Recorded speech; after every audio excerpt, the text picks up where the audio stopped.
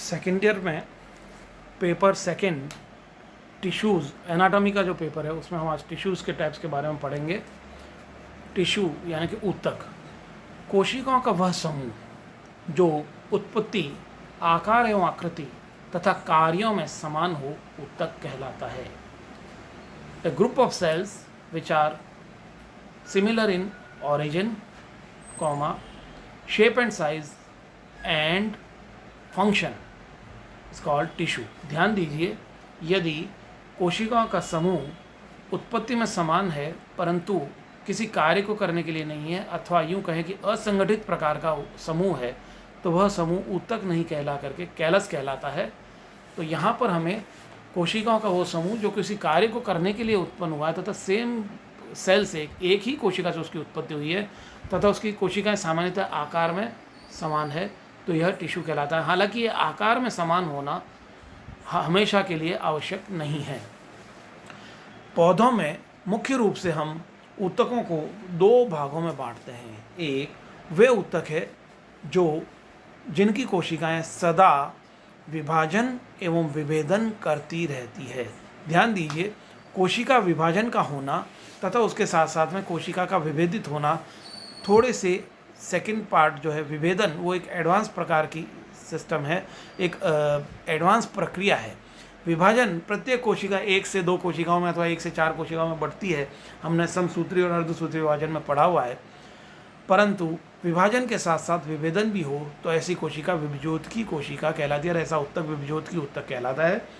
क्यों? क्योंकि इनका कार्य उस पौधे के सभी अंगों का निर्माण करना होता है। दूसरे प्रकार का ऊतक जो पौधों में पाया जाता है यह स्थायी ऊतक कहलाता है। यहाँ पौधों में सबसे बड़ी अच्छी चीज़ है, हालांकि सभी में है, कि ये स्थायी ऊतक की कोशिकाएं जीवित भी होती है अथवा मृत कोशिकाओं से भी निर्मित हो सकते हैं कुछ स्थायी ऊतक। इनकी कोशिकाओं में विभाजन की क्षमता कम होती है तथा विभेदन की क्षमता का लगभग अभाव होता है। विभज्योतकी कोशिकाएं सदैव जीवित कोशिकाओं से निर्मित होगी, उनकी कोशिकाएं सदैव निरंतर विभाजनशील रहती है और विभेदन भी कर सकती है, इसलिए इनकी कोशिका भित्ति पतली होती है। जबकि स्थायी ऊतक की कोशिकाएं जीवित अथवा मृत दोनों हो सकती है। कोशिकाओं से सामान्यतः कोशिकाओं में विभाजन कम होता है और विभेदन की क्षमता का अभाव होता है तथा कोशिका भित्ति पतली अथवा मोटी हो सकती है। जबकि लिखा हुआ मैंने सिर्फ पतली है, ध्यान दीजिएगा, स्थायी ऊतक की कोशिका की भित्ति मोटी भी हो सकती है। अब हम विभज्योतकी ऊतक के बारे में थोड़ा और आगे विभाजन करते हैं इसका। ये विभज्योतकी ऊतक विकास के आधार पर तीन प्रकार के होते हैं, जबकि पादप के शरीर में, पादप काय में उसकी स्थिति के आधार पर भी विभज्योतकी ऊतक तीन प्रकार के होते हैं। पहले विभज्योतकी ऊतक विकास के आधार पर वे तीन प्रकार के होते हैं। पहले नाम बोल देता हूँ मैं। पहला टाइप है इसका प्रो मेरिस्टेम, दूसरा है प्राथमिक मेरिस्टेम और तीसरा द्वितीयक मेरिस्टेम। विभज्योतकी ऊतक प्राथमिक मेरिस्टेम यानी प्राथमिक विभज्योतकी ऊतक, द्वितीयक मेरिस्टेम मतलब द्वितीयक विभज्योतकी ऊतक। पर मैं ये चाहूँगा कि आप विभज्योतकी ऊतक याद रखने के बजाय इनको मेरिस्टेम नाम से याद रखें। विभज्योतकी ऊतक का इंग्लिश नाम है मेरिस्टेम। तो पहले प्रो मेरिस्टेम, जब एक पौधे के बीज में भ्रूण बन रहा होता है निषेचन के पश्चात, तो उस भ्रूण में ही जो विभाजनशील विभेदनशील कोशिकाएं डेवलप होती है उन्हें प्रो मेरिस्टेम कहा जाता है।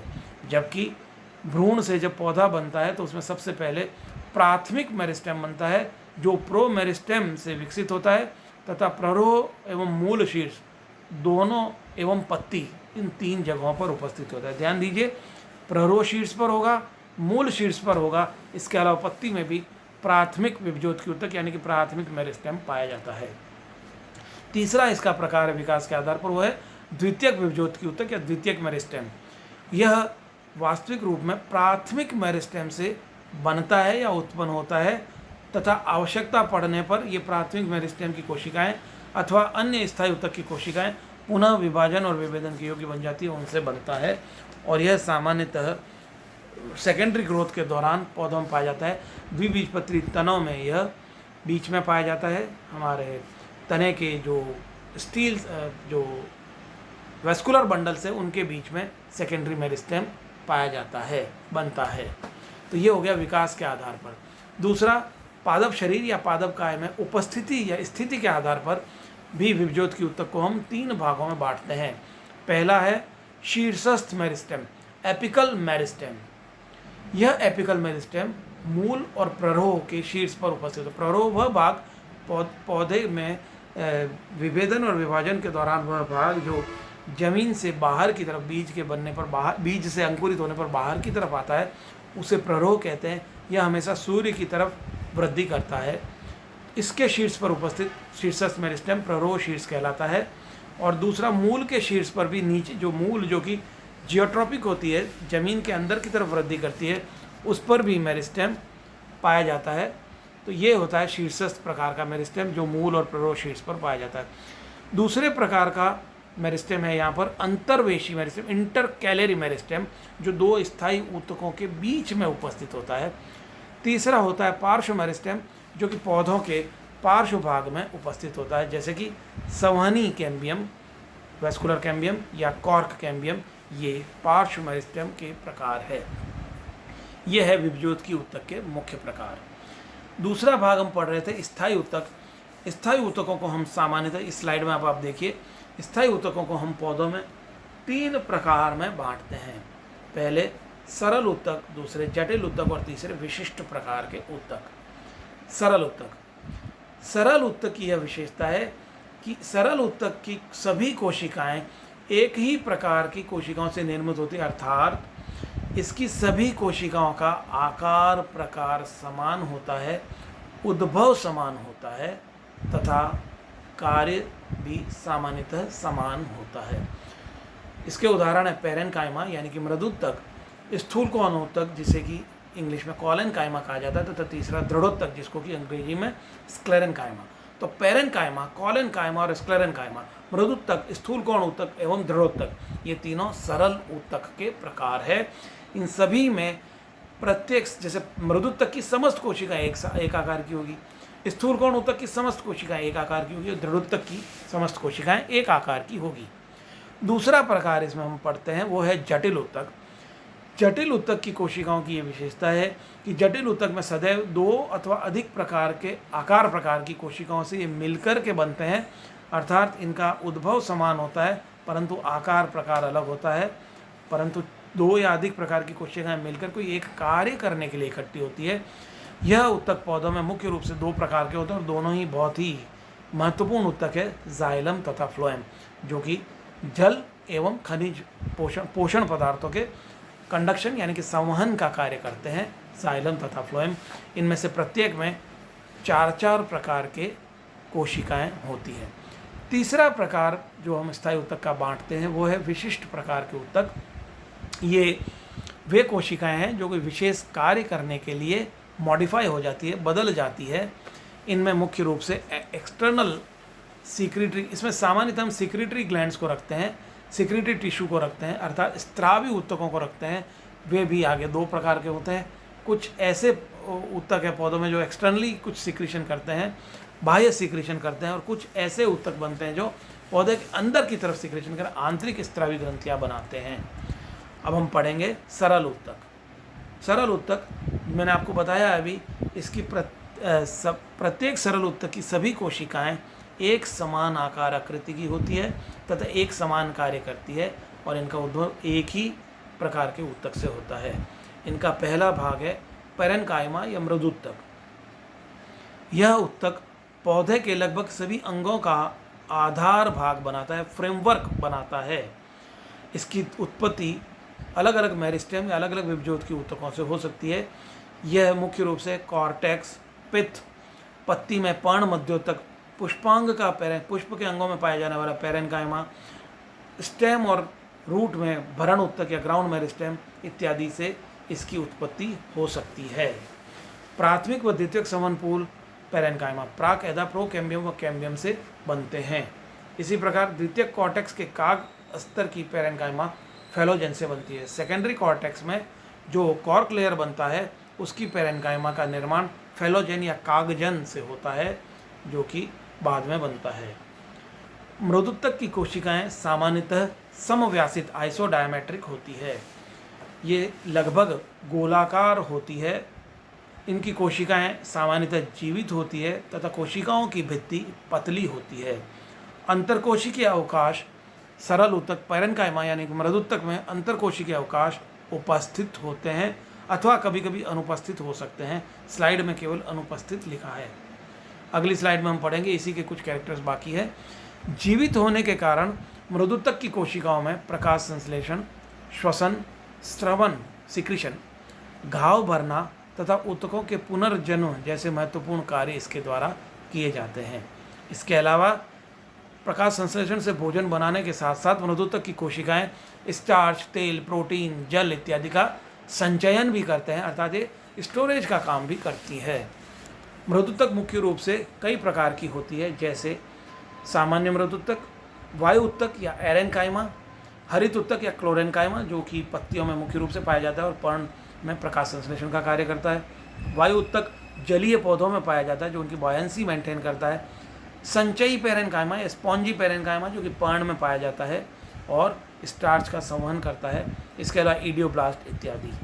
मृदुतक अलग अलग पौधों में अलग अलग आकार प्रकार का हो सकता है। मृदुतक का मुख्य कार्य पौधे के संपूर्ण तंत्र का बनाना है। इसके अलावा यह अन्य कई सारे काम जैसे मुख्य रूप से भोजन का निर्माण, भोजन का संचयन, श्वसन, कहीं पे घाव भरना इत्यादि कार्य भी करता है। तो मृदुतक पौधों का सबसे महत्वपूर्ण ऊतक है। इसकी भित्ति पतली होती है। अगला है जो स्थायी ऊतक में, सरल ऊतक में, वो है स्थूल कोण ऊतक। दूसरे प्रकार का सरल ऊतक स्थूल कोण ऊतक। ये जैसा कि नाम से हमें समझ आ सकता है, ये कोनों पर इसकी कोशिका भित्ति थोड़ी मोटी होती है। ये प्रायः बाह्य त्वचा एपिडर्मिस अथवा पेरेन्काइमी परतों के नीचे स्थित होता है, अर्थात तने में यह हाइपोडर्मिस के अंदर पाया जाता है। इसकी उत्पत्ति भरण मेरिस्टेम ग्राउंड टिश्यू से होती है, परंतु कुछ पौधों में यह प्राक एदा से भी उत्पन्न होता है। इसकी कोशिकाओं के आकार तथा आमाप में आकार प्रकार में विविधता पाई जाती है। ये प्रिज्मेटिक अथवा टेपरिंग प्रकार के होते हैं, ऊपर नीचे से पतले और बीच में से थोड़े मोटे। इसकी कोशिकाएं जीवित तथा सहत रूप से व्यवस्थित होती है। कोशिका भित्ति पर अनइवन थिकनिंग, विषम स्थूलन पाए जाते हैं। इनकी कोशिका भित्ति मैं बताना भूल गया था आपको पहले, मृदुतक की कोशिका भित्ति सामान्यतः सेलुलोज, पैक्टिन व हेमीसेलुलोज की बनी होती है। इसी प्रकार इसकी भित्ति भी सेलुलोज, हेमीसेलुलोज व पैक्टिन की बनी होती है। यहाँ पर पैक्टिन का थोड़ा निक्षेपण अधिक पाया जाता है मृदुतक के अपेक्षा। इसकी कोशिका भित्ति में प्राथमिक गर्त क्षेत्र, प्राइमरी पिट फील्ड भी पाए जाते हैं। स्थूल कोण ऊतक एक प्रकार का यांत्रिक ऊतक है जो कि पौधों को लचीली दृढ़ता, शक्ति प्रदान करने का काम करता है। ये पौधे के अंगों को लचीलापन प्रदान करता है। कोलेनकाइमा या उपत्वचा में कोशिका में क्लोरोप्लास्ट भी होता है, अर्थात कुछ तनों के कोलेनकाइमा की कोशिकाओं में क्लोरोप्लास्ट मिलता है, जिससे यह लचीली दृढ़ता वाला ऊतक स्थूल कोण ऊतक भी प्रकाश संश्लेषण में भाग लेता है।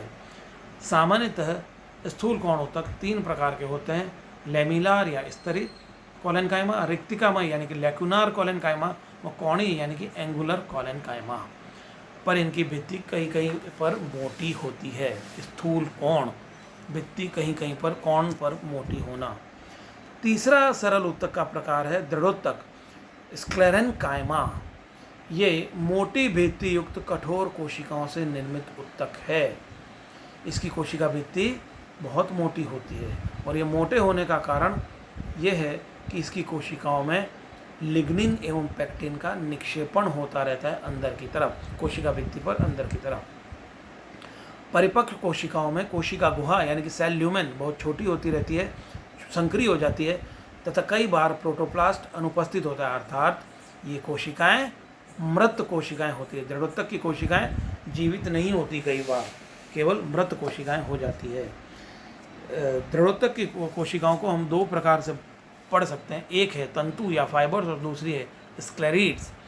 फाइबर की कोशिकाएं लंबी, संकीर्ण, बीच में से थोड़ी चौड़ी और ऊपर नीचे से पतली, कभी कभी मोटी, काष्ठिल यानी कि वुडी होती है, अर्थात इन कोशिकाओं में कोशिका की गुहा बहुत संकरी होती है अंदर की तरफ और संपूर्ण कोशिका भित्ति बहुत ज़्यादा मोटी हो जाती है। ये फाइबर की कोशिकाएं सामान्यतः संवहन पूल में पाई जाती है तथा इनमें काफ़ी अधिक मात्रा में टेंसाइल स्ट्रेंथ, सामर्थ्य और लचीलापन, फ्लेक्सिबिलिटी पाई जाती है। साथ साथ ये प्रत्यास्थ इलास्टिक भी होती है, अर्थात इलास्टिसिटी भी इनकी ज़्यादा होती है। इस कारण ये पौधों की प्रतिबलों से रक्षा करती है, स्ट्रेस से रक्षा करती है, इलास्टिक होती है। ये फाइबर्स मुख्य रूप से दो प्रकार के होते हैं, जाइलरी फाइबर्स या एक्स्ट्रा जाइलरी फाइबर्स। इन फाइबर्स यानी कि तंतुओं की उत्पत्ति में काफ़ी विविधताएं पाई जाती है। जाइलरी फाइबर्स व फ्लोएम फाइबर्स प्राक एधा या संवहन कैम्बियम से, परंतु पोएसी में प्रोटोडर्म से बनते हैं, जबकि बायोजाइलरी फाइबर्स में कईयों का अलग अलग ओरिजिन होता है। ये फाइबर्स बहुत ही इम्पॉर्टेंट टॉपिक है जिसको हम बाद में डिटेल्स में पढ़ेंगे। जो हमने कपड़े हम पहनते हैं भी फाइबर्स के बने होते हैं। नारियल का रेशा जो भी वो फाइबर है, और उसके अलावा प्रत्येक पौधे में फाइबर उपस्थित होता है। नेक्स्ट दृढ़ोत्तक का पार्ट है जो स्क्लेरिड। स्क्लेरिड मुख्यतः समव्यासित परंतु गोल, अंडाकार, ताराकार आदि भी पाई जाती है। ये मृत कोशिकाएं हैं, परंतु कभी कभी सेल ल्यूमेन या कोशिका गुहा में उपस्थित प्रोटोप्लाज्म काफ़ी समय तक जीवित रह जाता है। स्क्लेरिड्स को हम आकार के आधार पर 5 भागों में बांटते हैं।